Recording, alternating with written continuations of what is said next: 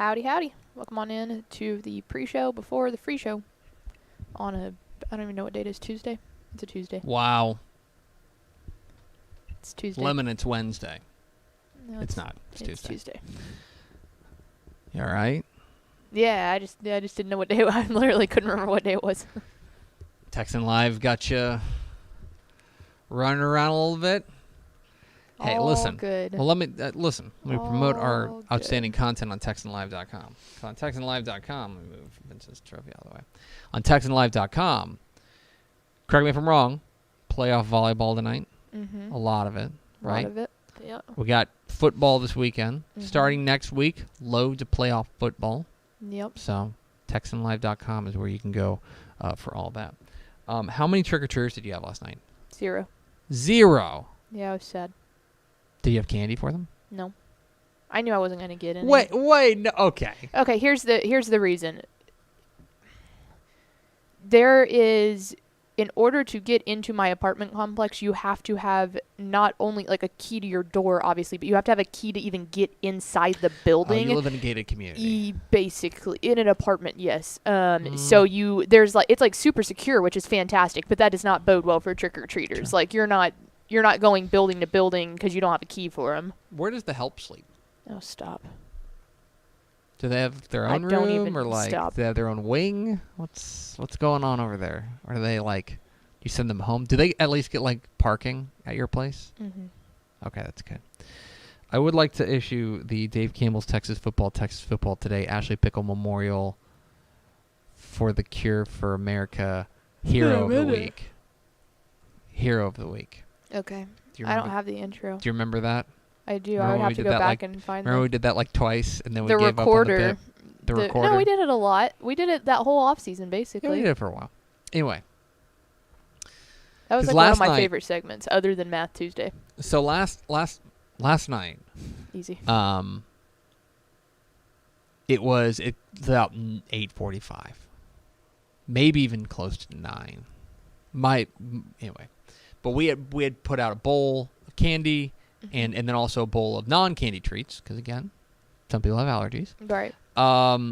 So we put out we had 2 bowls sitting on the front porch. It's 8:45. I'm looking around and it's like, okay, well, I got to go take the trash out because it's trash day. Might as well. I'll go take the scoop up trash out candy. and then I'll bring the stuff in, turn off the light. It's a good time to end it, right? Yeah, that seems fair. I feel like 9 o'clock's probably like you need to Right. be home in bed That's at about that it. point. That's about it, especially school night. Yeah, it's You a know school what I night, and too, like they're all hyped up on candy. You don't Yeah. need to prolong that. Agreed. You know. Hard agree. So, go take the dumpsters out to the curb, and I hear some kids coming. Yep. I hear them coming around the corner. I'm like, oh, okay, all right. Well, they're gonna come to my doorstep, and I'll leave it on for them. And then there was a mom in her car following them and stuff like that. And I'm like, great, they'll be the last ones. I'll leave it out here for Probably them. a little bit older kids if they're walking around by themselves, but moms at least following. I got a glimpse of them. There were 4 of them. Probably preteens, maybe. My guess would be like 12, 10, 10, and 8. Yeah, there you go. Okay, so 12-year-olds around in there. charge. Older kids. Yeah. It's not Max Right. going around in his dinosaur costume, right? He's not out at all. Not a good enough walker yet. No, he's not there. So I'm like, cool. I'll go inside, leave the stuff on the doorstep, and then I'll come back out 10 minutes later. Sure enough, a couple minutes later, I'm working on my computer, and like I hear them rustling out the front door. I'm like, great. They'll grab their stuff. I go out there. The bowls are cleaned out. Nice. Fully cleaned out. Solid. Okay? So they went dumping. And they went scavenging and said, all right, I'm going to clean everything off these bones. Yep. And I imagine they did that at every house they found. Oh yeah. No, Like that's great. at that time of year, at that time of night. Mhm. And I got to be honest because I brought the bowls in, put them on the table, and then like my wife who was I think she was either showering or doing something in the other room at the time. I think she was finishing up bedtime upstairs.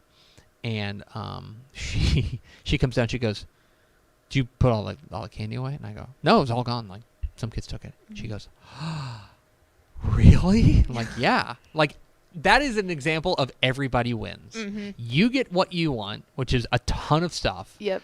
We get what we want, which is not having having a it. ton of stuff sitting around. Like, that would not be cool if it was the beginning of the night. You can't go around doing that at the beginning of the night. But end of the night, no parent wants to bring home even more candy because your kids already, the boys did good. It looked like they were good hauls.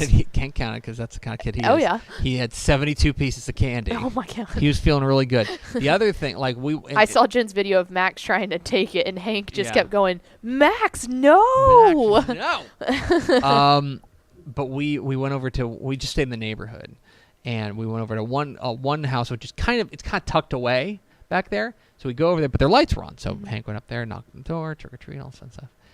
And the guy was so happy to see him. He's like, "You're the first person we've had. Like, take everything that you want." Right. And then he's like, looking at us like, "Do you want this? Like, do you want to take this from us?" Like, at that point, it does become like a hot potato situation. Like, what am I going to do with 60 Reese's peanut butter cups? I want 4. Yep. Like, definitely want 4. I don't want 60. 60, no. So a shout out to the scavengers who came by at like late last night and cleaned us out. Like, well done. We appreciate your courage. Hit the theme expo. Pickle! Hit the arrow sign.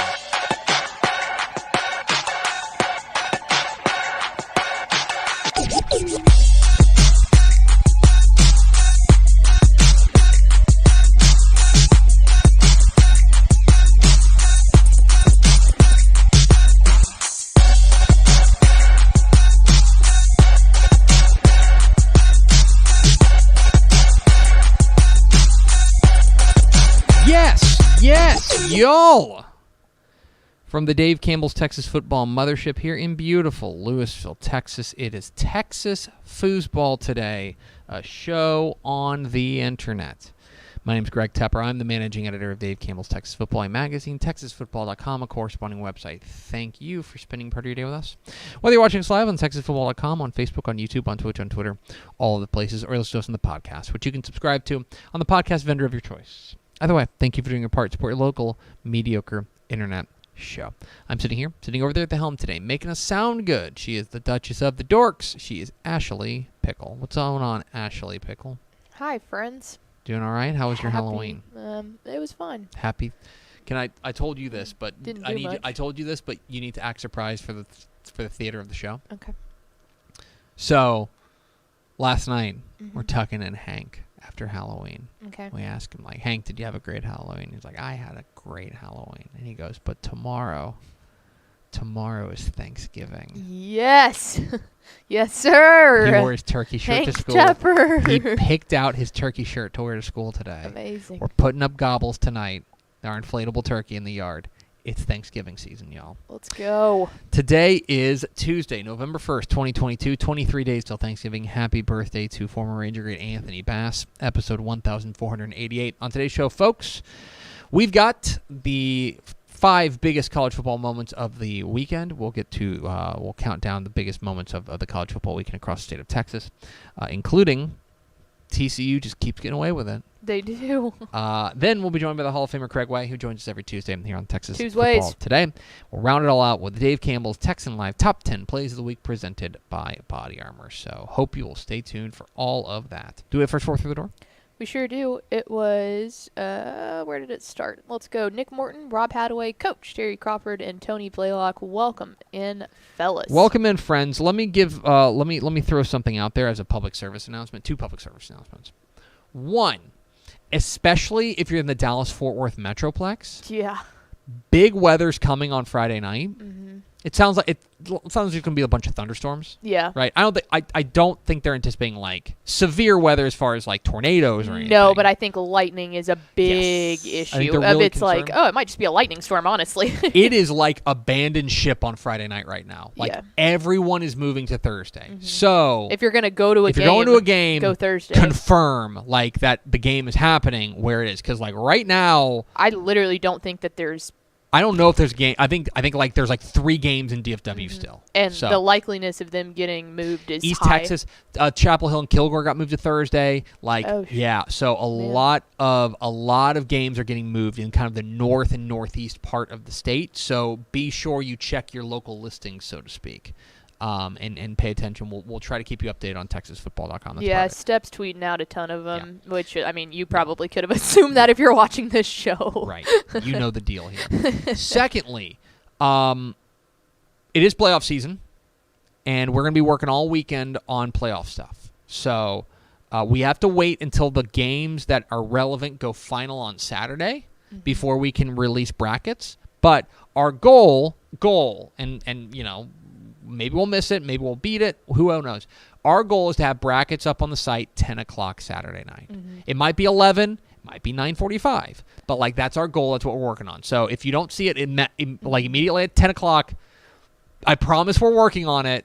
We'll get it up as soon as I was going to say, and TexasFootball.com/playoffs. like a big thing to keep in mind there, too, is just because the game is done doesn't necessarily mean the matchup's decided because of tiebreakers. So It's like we understand that all the games are done at 9 whatever, but if there's old school tiebreakers going on, like, there's nothing we can do about that. Yeah, so we have to... That's the delay. Yeah, so we have to... We have to make sure of that. So we are working on it, I promise. It'll be up on TexasFootball.com as soon as we can. Breaking news coming in. Abbott is also trying to move their game. I tell you what. We have first-hand reports from Coach Terry Crawford. Okay, that's big news. That's why you tune in for the breaking news. Do we have the No, I'm kidding. Coach, if you end up moving it to Thursday, let us know and we'll do the breaking news sounder. We will. All right, Pickle, let's talk a little college football. Another week of college football. You know we've got teams that have played 9 games? Mm-hmm. Like, they got 3 games left. Yeah. Yeah. Like, North Texas. Yep. They played a week 0 game. Yeah. They played 9 games. Anyway, we have... And they're fighting for the 2nd seed spot in Conference USA. We'll talk about them in a minute. Let me cook. Let's get to the 5 biggest moments of the college football weekend across the state of Texas. And giving you a look at what really stood out to us across the Texas college football landscape. We'll start with moment number 5. It's the only league that's not for long. Boy, in college football, the landscape that it is Here's today. Judkins. He breaks free, and now a foot race, and they will indeed catch him from behind. Jalen Jones tracks him down. And the importance of this final 4th quarter to the mood around here, and Judkins has said, take your mood and shove it. I'm running for 61. And all the movement this way. No one's really blocked, but it's going to open up a big hole. All that lateral movement right here. There's 3 or 4 guys around Judkins. All of them should have made the tackle. But he is tough to bring down. Me and Cole were down there field level. First time really seeing Quinshon Judkins in person. Man, is he built like a running back or what? Judkins in. Touchdown, Ole Miss.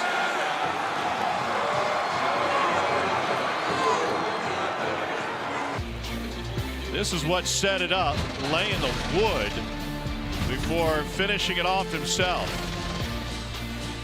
4 plays, all Judkins. Texas A&M's defense collapses in its 4th straight loss. So, I want to be real clear about something. This Texas A&M season is, I would say, a catastrophic failure at the moment, right? I don't think you can really say that it's anything other than a catastrophic failure. Sitting at 3-5, 4 consecutive losses.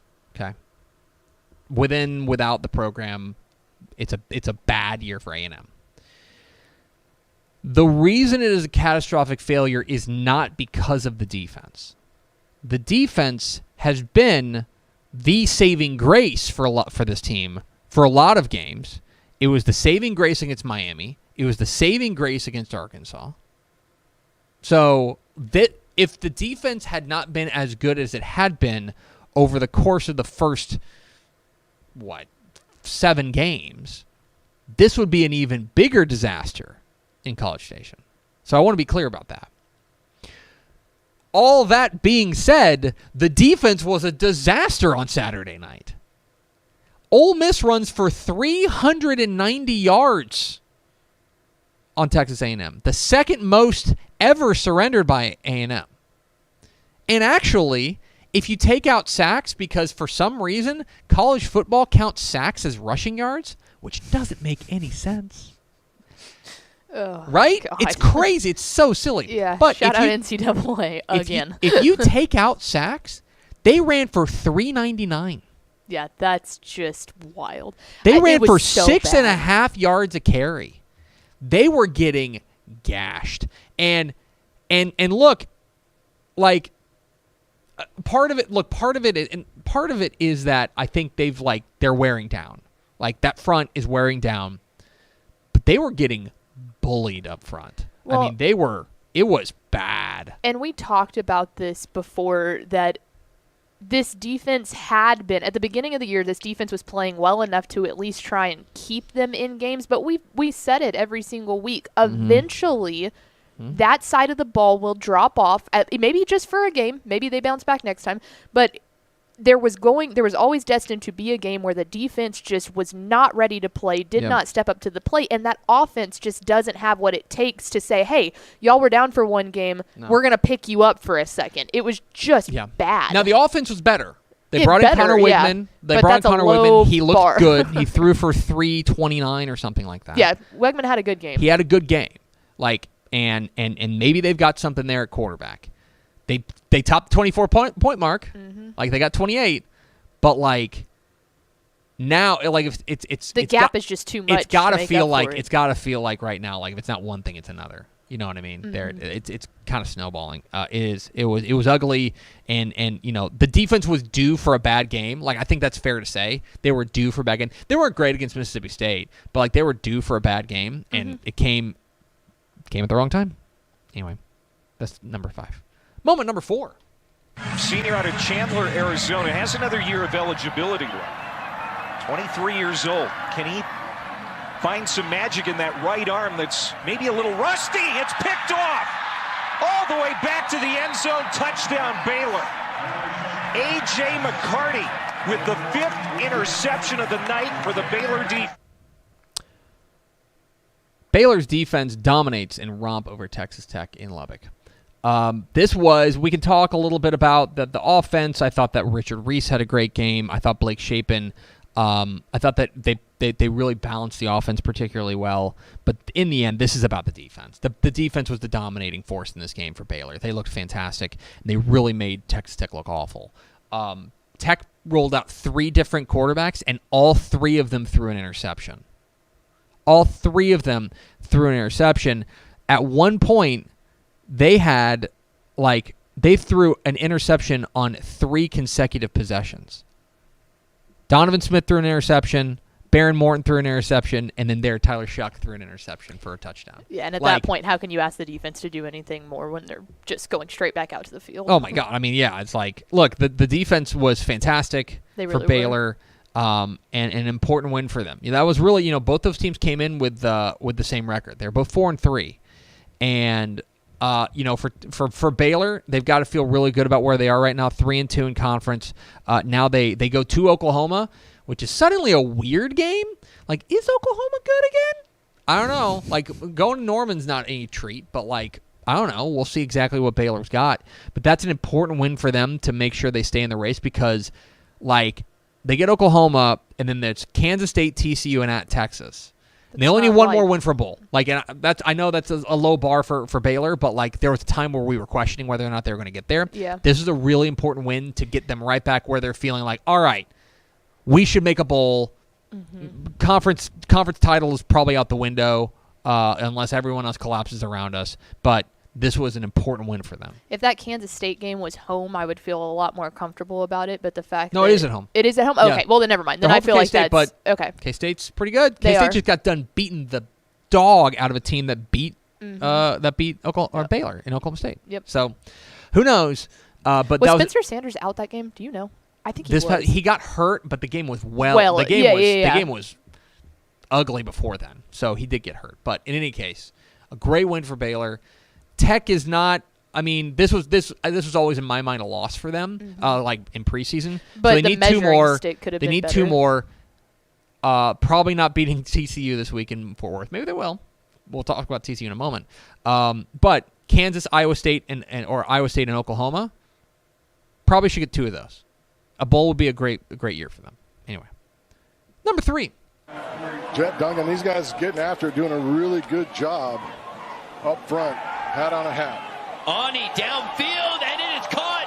Damon Ward, he'll take it for 6. Touchdown, Mean Green. So Talik Allen takes a poor angle on this. You know you got to squeeze this ball in there. Austin Ani does just that, throws it. Poor angle by Talik Allen. And Ward does the rest. Hey, Sid, how about these numbers? You play. North Texas strikes fast. Their hot start fuels a big win over Western Kentucky. I thought this was the most complete game North Texas has played this year. Yes. I think in all phases they looked really good. I think Austin Ani was super. That's about as good as you can ask for from Austin Ani. 110%. Right? 322, 3 touchdowns, no picks. Mwah. He looked. Thank you, sir. He looked great. Take that every week. Mm-hmm. Running game, still pretty good. Ran for 5.5 yards carry. Mm-hmm. Right? Spread the ball around, ran the ball pretty well. Defense played really well. Held down a pretty high-powered, for the most part, kind of bend, don't break, which is kind of the way that they're going to play defense this year. Mm-hmm. I thought that was great. And what was most important is that they got out to a hot start. They ran out 14-0, and at that point, you're making Western Kentucky chase. And I think that's going to be the key for the rest of the season for them, because if Ani gets down, Ani doesn't have a performance like that. If he starts off like that, then you're good. It literally carries the rest of the team. But you cannot ask Austin Ani to have an exceptional performance when he's trying to claw his way out of a hole. I think you're right. I think that when you're able to, I think it's when really he's able important to relax. Honestly, I think it's and I think when North Texas is able to run the ball. Mm-hmm. And they're able to, and I'm not talking about like the ability to run the ball. I mean like when they're in a game state in which they can say, hey, you know what? It's second and 6. We can run the ball. Mm-hmm. Or it's 1st and 10. We can run the ball. We don't have to start pushing the ball down the field over and over. That's when Ani gets in trouble. Right. Is when you're making him go out there and throw the ball 60 times in a game. Yeah, because if you are able to, because that run game is always there. Like the run game is always pretty decent with this team.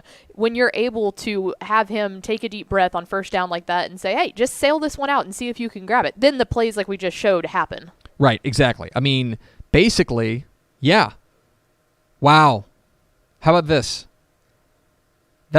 Every time he's thrown the ball more than 30 times, every time North Texas has thrown the ball more than 30 times, they've lost. Mm-hmm. They threw it 34 against SMU. They threw it 30 against UNLV. They threw it 50 times against Memphis. 50 times against Memphis. Yeah, and they threw it 31 times against UTSA. Every time they throw the ball more than 30 times, they lose. Mm-hmm. Also, he threw the ball 28 times, and then they brought in the backup, and he threw the ball a couple times too. Yep. But basically, that's the magic number, is get yourself in a game state where you're not asking Austin Ani to throw the ball all over the yard. Mm-hmm. And that's what they did. It's a great win from North Texas. And huge when it comes to seeding so far in Conference USA. I mean, huge. Oh, yeah. Number 2. Let's go. And you remember... Oh, sorry. I thought you were talking about them being number 2 in Conference USA. I was going to... Moment number 2. Got the hand up. To me, if he's 100%, he makes that play, knocks it down for USA. Snead back in, the cutback, barreling his way towards the goal line, and he reaches across for the touchdown. Balanced attack. Cougs balanced attack makes the difference against USF. There's going to be a lot of talk this week about what Clayton Tune did, and Clayton Tune was great. He's over 10,000 yards now as a passer at Houston. He had some really clutch throws in that game. Excellent. But I think, and they didn't run the ball a ton, but they did it enough. Mm-hmm. They did it enough that they're allowing the defense to not relax. They have to be good enough running the ball to be able to let give the receivers, so they're not dropping 8 basically. And that's what ended up happening. This was a really, really nice win for Houston. Wasn't always pretty. The defense, I thought, left a little something to be desired in this game. But if you got the offense humming like this, that's great. And I don't know. Let me ask you, Pickle. Mm-hmm. Do you think Houston's figured it out, or do you think they're playing worse teams? A combination of both.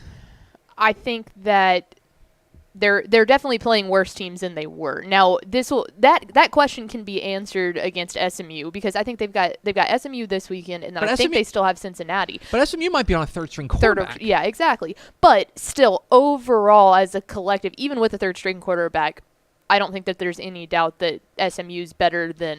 But at the same time, UCF. but here's the thing. Here's the funny thing. You're exactly right. And look at the rest of their schedule. Okay, SMU. They're going to be.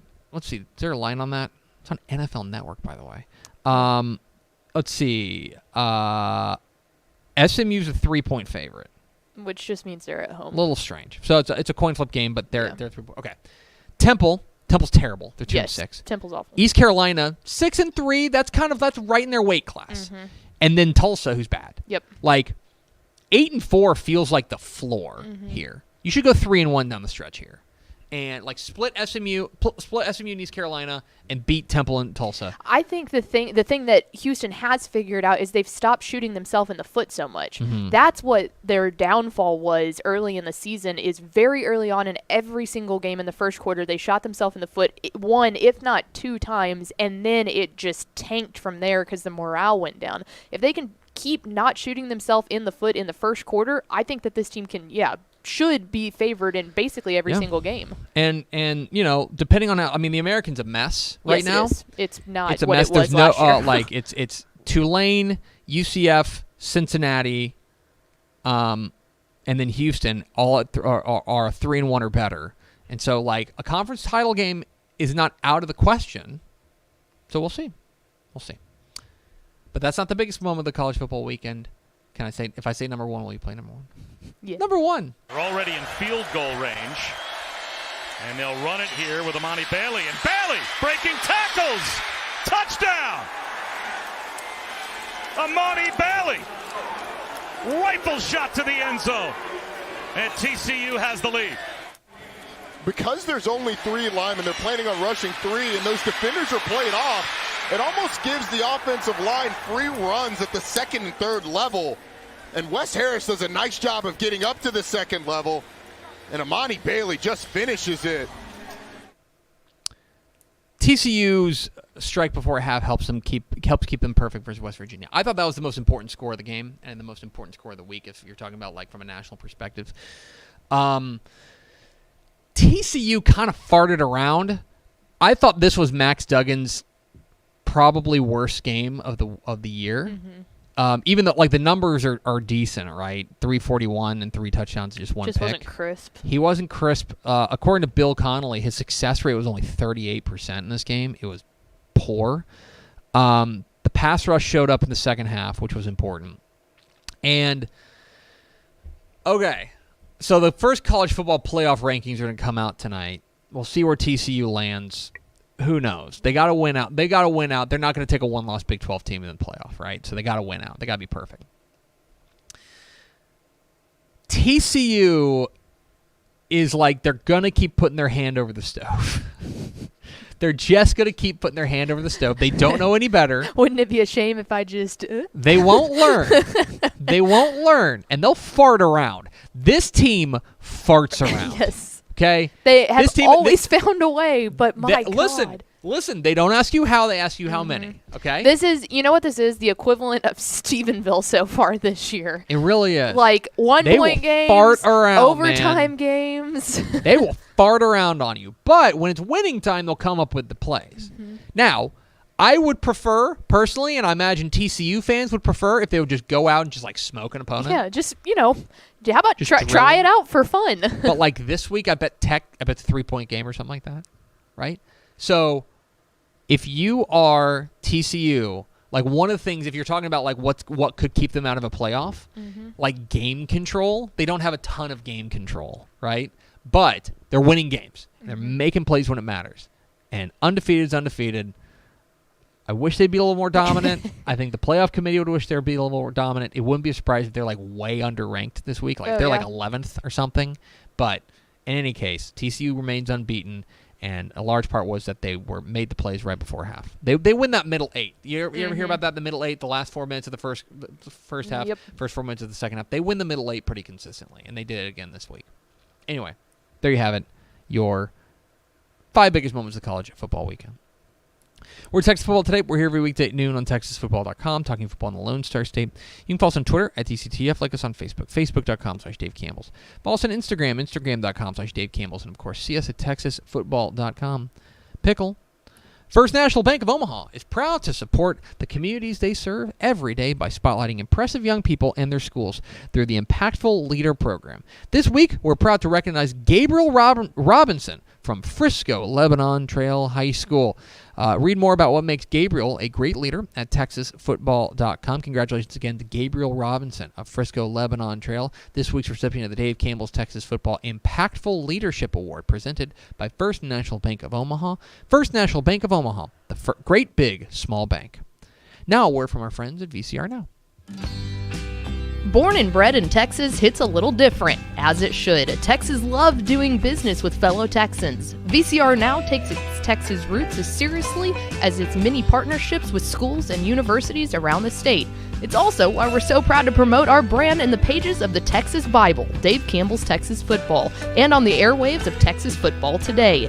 Driven by producing quality broadcast video, state-of-the-art audio, and LED video scoreboards at affordable prices, VCR Now makes sure to listen to your needs in its athletic department before recommending the next best steps. Building great products is our business, and it's our focus on building meaningful, long-term partnerships with our clients that sets us apart.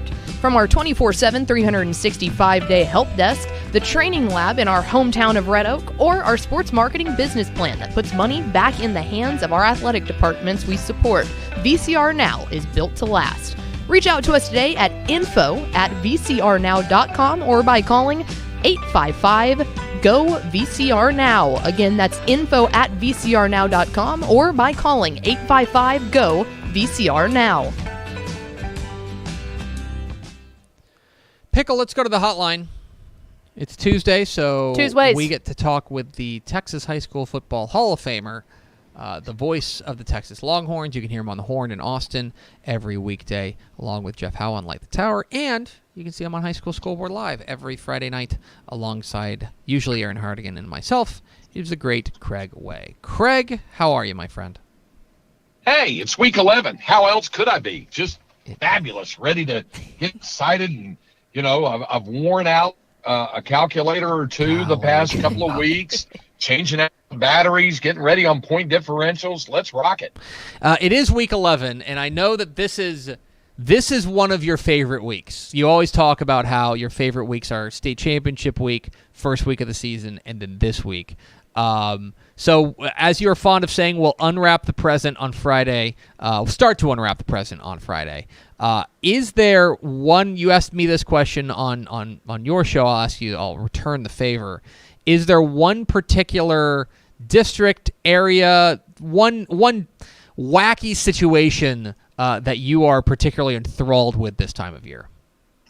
Well, you gave a really good answer on it, and I'm going to kind of mimic it a little bit. I did like what you were saying about 10-5 AD1, which ultimately is going to wind up with what's going on with 11-5 AD1 in the second round of the playoffs that the winners project out like that. And 11-5 AD1 is not set yet. Is as good as Georgetown has been of late. Cedar Park has been that good as well, because we keep saying they were the best 1-5 team in Texas, then the best 2-5, then the best 3-5, and the best 4-5. They have a chance to be maybe the best 5-5 if they beat Georgetown, and if they do, that's the difference between finishing second and fourth. There's that district race, and then obviously what we've been talking about in 25-6A, which is just a hot mess, and you know, it could wind up going to a second level multi-school tiebreak. It could get to that, but you know, that whole apple cart could be upset because that district has been nothing if unpredictable other than Vandegrift and Round Rock at the top. But it's not just the three teams, Manor and Vista Ridge and Cedar Ridge, trying to get in. It's how it also sets up the balance of power for Vandegrift, whether they go Division I or Division II, based on whether Cedar Ridge gets in or not. So there's a lot to go. I think Vista Ridge is a +8 on the second level because Vista Ridge, Cedar Ridge, and Manor are all flat level, 0 tie break, round robin against one another. So now you go to the total points differential for all district games. I think right now Vista Ridge is a +8 and then you've got Manor, which is, I guess, a +3, and Cedar Ridge is at 0. But Vista easily has the most difficult game of the 3. They've got to play Round Rock, and Cedar Ridge has a very winnable game against McNeil, and Manor has a little tougher challenge against Stony. But they're all winnable games for those two. But if Vista Ridge up and wins, or one of the other two loses, we just throw all that stuff out the window. Never mind all the number crunching. Everything would be all set, ready to go. Talking with Craig Way, the Texas High School Football Hall of Famer here on Texas Football Today. Get involved in the conversation at #TF Today. So, Craig, we're into Week 11, and it's an interesting slate of games. I think that what is so fascinating about this week is that if this were Week 7 and you just looked across the state of Texas, you'd be like, it's a good slate, not a great slate. It's kind of middle of the road type. But when you add in the obvious urgency for a number of teams, it kind of makes it even more impactful.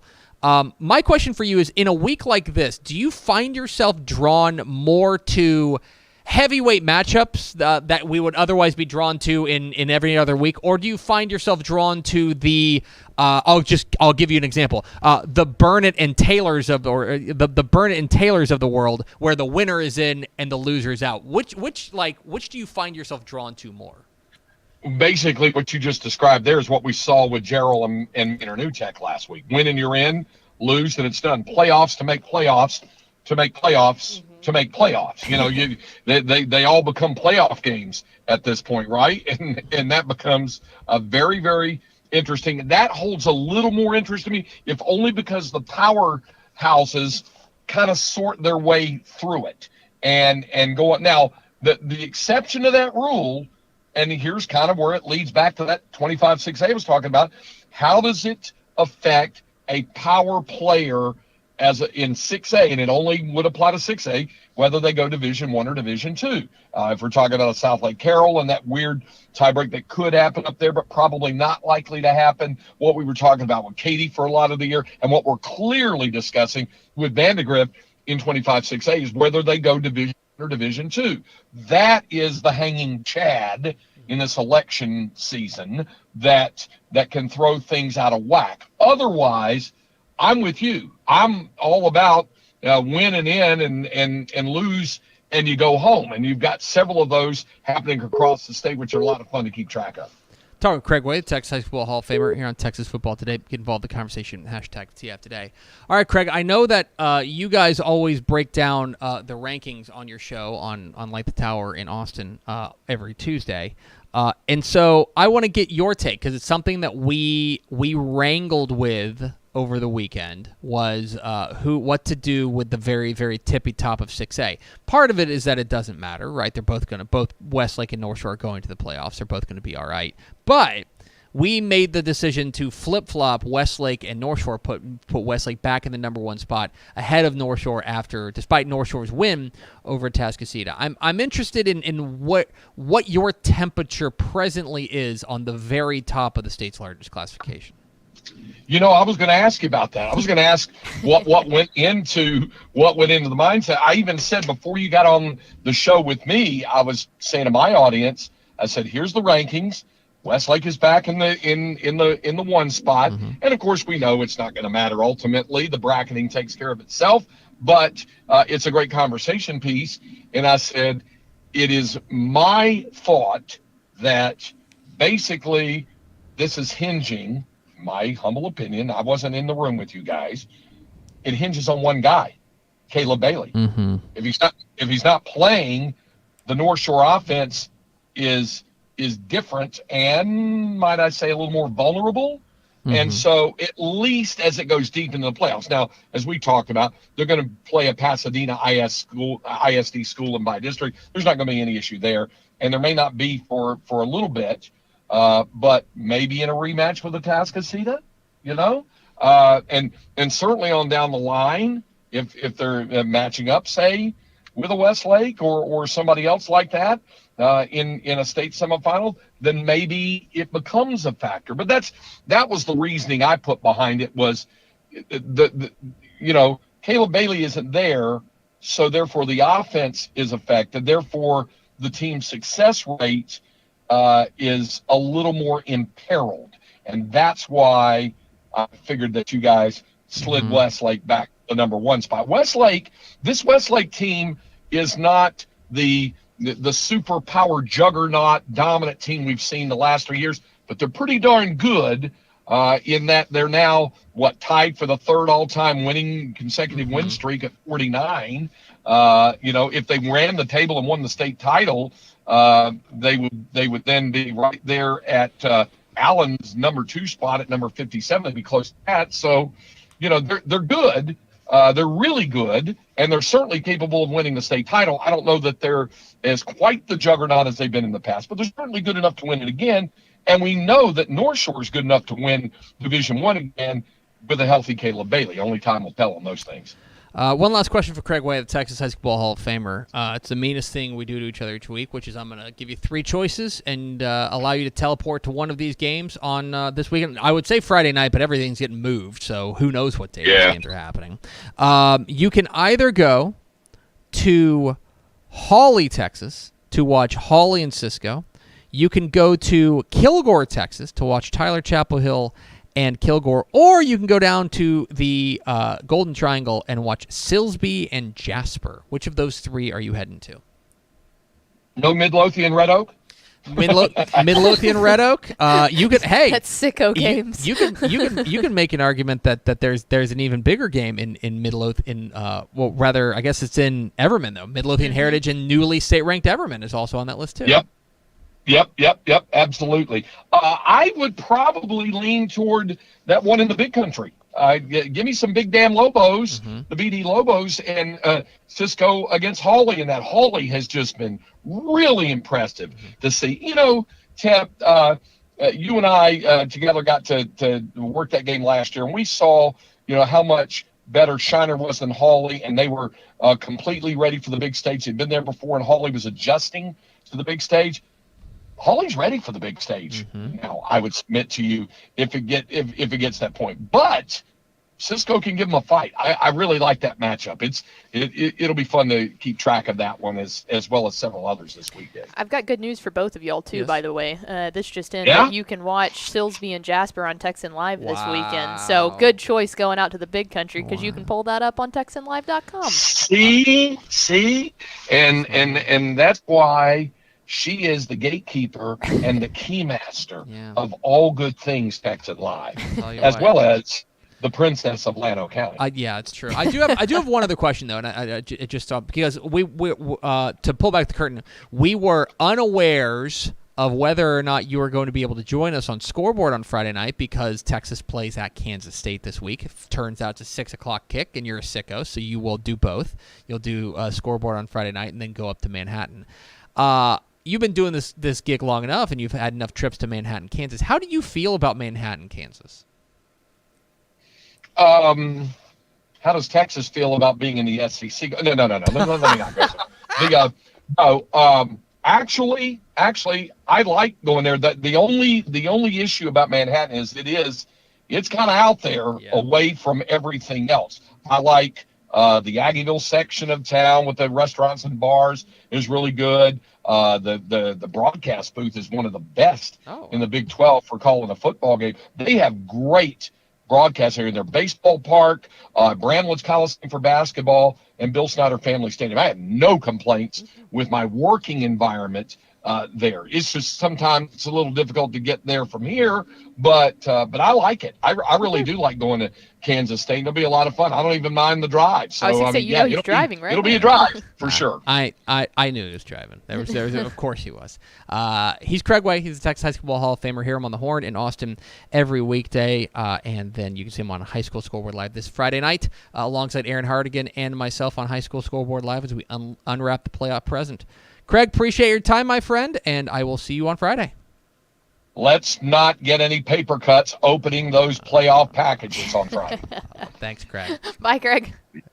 Bye. There he goes. Craig Way, the Texas High School Hall of Famer. Joins us every Tuesday here on Texas Football Today. Tuesdays. Yeah, we didn't know because if it was an 11 a.m. kick or even a 2:30 kick, he couldn't do scoreboard. Right. But yeah, he's going to drive from the studios in DFW up to Manhattan and call the game 6. But it's 6 o'clock kick. He'll be fine. Yeah, he said he'll get there around probably 3. Yeah, he'll be all right. Anyway, we appreciate Craig Way hopping on with us. We're at Texas Football Today. We're here every weekday at noon on TexasFootball.com, talking football in the Lone Star State. You can follow us on Twitter at DCTF, like us on Facebook, Facebook.com/Dave Campbell's. Follow us on Instagram, Instagram.com/Dave Campbell's, and of course, see us at TexasFootball.com. Pickle. Derry Max and Dave Campbell's Texas Football are proud to team up again this year to honor excellence in coaching and the hard work that assistant coaches put in on behalf of their teams. Each week, the Dave Campbell's Texas Football staff nominates 4 deserving assistant coaches for the Derry Max Built by Chocolate Milk Assistant Coach of the Week. Let fans decide on the winner via Twitter poll. It all leads up to the Derry Max Built by Chocolate Milk Assistant Coach of the Year, decided at season's end. Your week 10. Thank you. I do numbers. Derry Max Built by Chocolate Milk Assistant Coach of the Week nominees. Lumberton defensive coordinator Chase McDonald. The Raiders defense held Little Cypress Marysville to just 209 yards total offense in a 41-7 win, clinching at least a share of the district title. Fort Bend Dulles off defensive coordinator Austin Lancaster. The Vikings defense played its best game of the season, stifling Fort Bend Elkins in a 20-2 victory. Frisco Lone Star defensive coordinator Kyle Mosikowski. In a veritable must-win game, the Rangers defense stood tall, holding Frisco to just 101 yards total offense in a 13-3 win over the Raccoons. And finally, San Antonio Wagner offensive coordinator Kevin Otten. The Thunderbirds' double-slot offense hit another gear on Friday night, running for 569 yards and 7 touchdowns on 51 carries to pace a 665-yard assault in a 69-42 win over Seguin. So those are your week 10. Thank you. Derry Max, Built by Chocolate Milk Assistant Coach of the Week nominees. Vote now on Twitter at DCTF. Pickle, it's time to roll out the Week 10 Dave Campbell's Texan Live Top 10 Plays of the Week. Each week we scour the internet, we scour the world looking for the best plays across the state of Texas. You can tweet them to us, hashtag DCTF Top 10. We've compiled them into this here video presented by our friends at Body Armor. Here they are, the Dave Campbell's Texan Live Top 10 Plays of the Week for Week 10, presented by Body Armor. They were very young as Clintz goes deep down the field for Stroman, and it is picked off. How about that interception by Austin French? Chargers. Now here's the quarterback keeper. Smith bursts through the hole, turning on the afterburners. Nobody's going to catch him. Touchdown, Mavericks. 2 wide outs each side of your screen and alone back here. Johnson pulling up the pass, finds a man in stride. That's Elias DeJean. DeJean off to the races inside the 20, 10, 5, touchdown, Panthers. Contest, and Barboursville will kick it away center hash from the 40. North Memorial ready to receive. Kick is going to be up and away, a short one.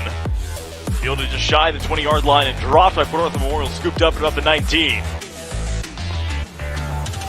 Returning near side, trying to find a crease. They've got one on the return. Down the near sideline they go, and they're going to take it all the way on the opening kickoff for a Titan touchdown. 6-0 Port Arthur Memorial. Brett Bacon takes a snap. It's going to be a handoff to Duran Crooms, who pitches it back to Marquise Johnson, who's off to the races. He's at the 30, the 40, the 50, 45, 40, 35, 30, 25, 20, 15, 10, 5. Touchdown, Marquise Johnson. Single left.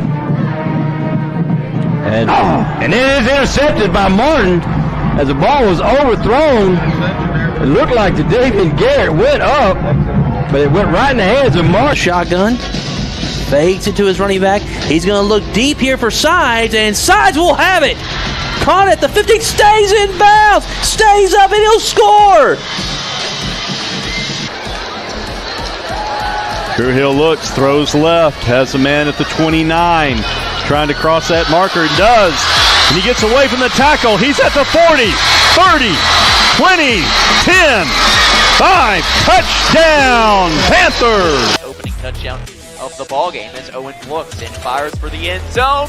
They're going for the jump ball, and it's caught, and it's a touchdown. How about that catch for Owen Carter, his second of the day? Young gives it to him. And Blocker spins into the secondary, shakes a tackle, striding down inside the 30, motoring down the sideline to the 10, 5, dives to the pylon. He's got it. Touchdown. All right, Barry Sanders. There it is. The Week 10 Dave Campbell's Texan Live Top 10 Plays of the Week presented by Body Armor. If you have plays you think should be a Top 10 Play of the Week, tweet to us, #DCTF Top 10. One last thing to do today, Pickle, and that is to tell you that the Dave Campbell's Texas Football is proud to honor one coach in each classification with a Coach of the Week award. Each week, the coach recognized with this special honor typifies the best in Texas high school football. Your Week 10 Dave Campbell's Texas Football Coaches of the Week. In 6A, Marcus Gold from Wiley East. After being picked near the bottom of the standings preseason by most major media outlets, Coach Gold's Raiders have made it a habit of proving people wrong in 2022 with their dominant 51-12 win over Lakeview Centennial. The Raiders improved to 9-0 and clinched the outright district title. In 5A, Ken Plunk from Amarillo, Tascosa. In a showdown for the 2 5A Division I title, Coach Plunk's Rebels made a major statement with a 28-14 win over Lubbock Cooper to improve to 8-1 on the year and clinch Tascosa's first district title since 1988. In 4A, Scott Surratt from Carthage. Carthage's legendary head coach hit a career milestone on Friday night, earning his 200th win as head coach of the Bulldogs' 41-15 win over Van. He's now 229. Wow. 200-29. In 3A, Josh Smalley from Orangefield. Coach Smalley's Bobcats improved to 7-2 on the season, 5-0 in district play, with a dominant 58-0 win over Kirbyville, guaranteeing at least a share of their first district title since 1988. In 2A, Collinsville head coach Garrett Patterson. Coach Patterson's Pirates improved to 8-1 on the year, knocking off district favorites Santo and Munster in back-to-back weeks. They clinch at least a share of the district title. In 1A, Dale Puszczowski from Buena Vista. With the district title hanging in the balance, Puszczowski's Longhorns outlasted Van Horn for a 40-30 victory, clinching the district's 6th 1A Division I title. And in the private school ranks, Brett Goldman from Bastrop Tribe Consolidated. The Warriors polished off a perfect 10-0 season, the first in program history, with a 50-0 win over Victoria Home School. So those are your Week 10 Dave Campbell's Texas Football Coaches of the Week. Congratulations to all the coaches, and thank you for what you do for players, schools, and communities. Let's go over to Ashley Pickle for America's second favorite segment, Final Thoughts. If you like volleyball, TexanLive.com. We got a lot of it tonight. There's my final thought. There you go. A lot of volleyball. And all of our shows are on normal times this week. Like hasn't been the case in a couple of weeks, or they've been a lot of pre-recorded stuff. But ROF is tomorrow. TFT tomorrow. Republican football tomorrow. WTF on Thursday. So do all those. Watch all the shows. Listen to the podcasts. Do those things. Keep us employed. That's going to do it for us. Thanks for spending a little bit of your day with us. Follow us on Twitter at DCTF. Like us on Facebook. Facebook.com/Dave Campbell's. Follow us on Instagram. Instagram.com/Dave Campbell's. And, of course, see us at TexasFootball.com. Thanks again to Craig Way for being our guest. For Ashley Pickle, I'm Greg Tepper. Vince Young, please meet your Player of the Year trophy. We'll see you tomorrow on Texas Football Today.